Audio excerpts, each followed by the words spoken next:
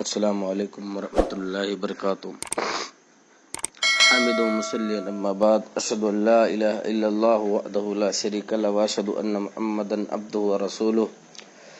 صلی اللہ تعالی علیہ وآلہ وسلم۔ معزز مکرم سامعین، ایک مسئلے کی وضاحت آپ کے سامنے کرنا چاہتا ہوں۔ کیا دین سے دور انسان، فاسق و فاجر آدمی، شرابی، کبابی اور بے نماز انسان کو زکوٰۃ دی جا سکتی ہے؟ دیکھیے، فاسق و فاجر شخص، دین سے دور انسان جب تک دائرۂ اسلام میں داخل ہے، کلمہ لا الہ الا اللہ کی گواہی دیتا ہے اور مسلمانوں کے لیے اذیت اور تکلیف کا سبب نہیں ہے، اسے زکوٰۃ دی جا سکتی ہے، کیونکہ جب نافرمانوں اور گنہگاروں سے زکوٰۃ وصول کر لی جاتی ہے تو یہ بھی یقیناً جائز ہونا چاہیے کہ ان پر تقسیم بھی کر دی جائے۔ مزید یہ کہ فاسق حدیث کے عموم میں بھی شامل ہے کہ زکوٰۃ مسلمانوں کے اغنیاء سے، مالداروں سے وصول کی جائے گی اور ان کے غریبوں میں تقسیم کی جائے گی۔ لہذا یاد رہے کہ کسی ایسے بددین فاسق انسان کو زکوٰۃ نہ دی جائے جس کے متعلق یہ غالب گمان ہو کہ وہ اس مال کے ذریعے کوئی گناہ کا کام ہی کرے گا، مثلاً کہ وہ شراب پیتا ہو یا اسی طریقے سے نشہ اور چیزوں کا استعمال کرتا ہو، تو اسے زکوٰۃ دے دی جائے اور وہ زکوٰۃ کے مال سے مزید شراب پی، مزید نشہ اور چیزوں کا استعمال کرے۔ اسی طرح جوا کھیلنے والا، نشہ باز آدی کی مثال، یا اسی طریقے سے غلط کام کرنے والا، کیونکہ اس صورت میں اللہ کے مال کے ساتھ گناہ کے کام میں تعاون ہو جائے گا اور یہ شرعاً یہ چیز درست نہیں ہے۔ امام شوکانی رحمۃ اللہ علیہ کہتے ہیں کہ فاسق جملہ مسلمانوں میں سے ہی ہے، لہذا اگر وہ آیت میں مذکورہ قسموں میں سے ایک ہو تو اس سے اس کا حصہ روکنا اس پر ظلم ہے، اور کتاب و سنت میں کوئی ایسی دلیل موجود نہیں جو اس سے زکوٰۃ روکنے پر استدلال کے لیے صحیح ہو۔ دیکھیے السیل الجرار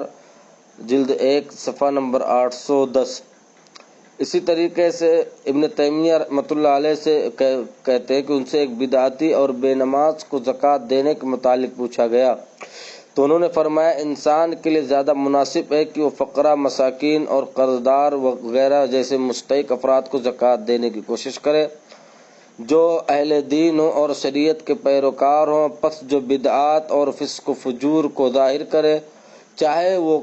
کوئی عالم ہو یا کوئی ادارہ ہو، کوئی یونیورسٹی ہو، یا اسی طریقے سے جہاں سے بدعتیں پھیل رہی ہوں کوئی تنظیم ہو،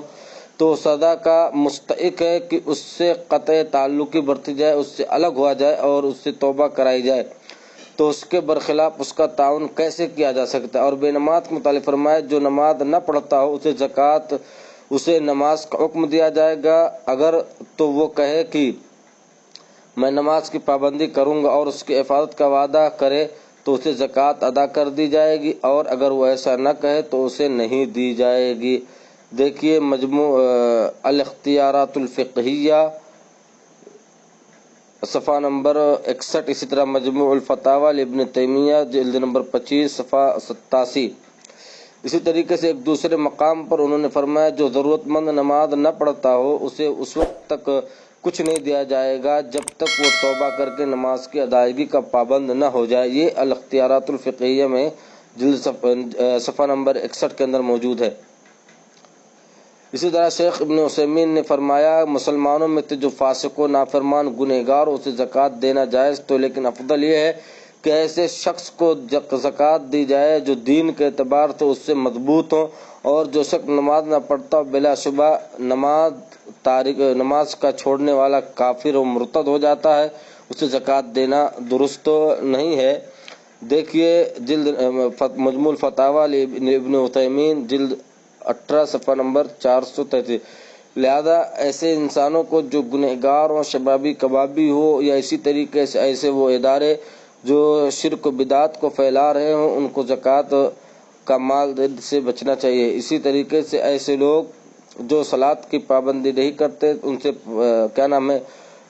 جو ہے صلاۃ کی پابندی کے لیے کہا جائے گا، اگر وہ مان جاتے تو انہیں دی جائے گی، نہیں مانتے تو ایسے لوگوں کو نہیں دیا جائے گا۔ اور اسی طریقے سے ان لوگوں کو بھی دیا جائے گا اگر جو توبہ کر لے، شبابی کبابی ہوں، شرک و بدعت جو لوگ پھیلا رہے ہوں وہ پھیلانے سے توبہ کر لے، دین کی طرف ہو جائیں، تو ایسے لوگوں کو بھی دیا جا سکتا ہے، اگر نہیں تو نہیں دیا جائے گا۔ اللہ تبارک و تعالیٰ سے دعا ہے کہ اللہ ہمیں صحیح سمجھ عطا فرمائے، آمین۔ تقبل یا رب العالمین۔ السلام علیکم۔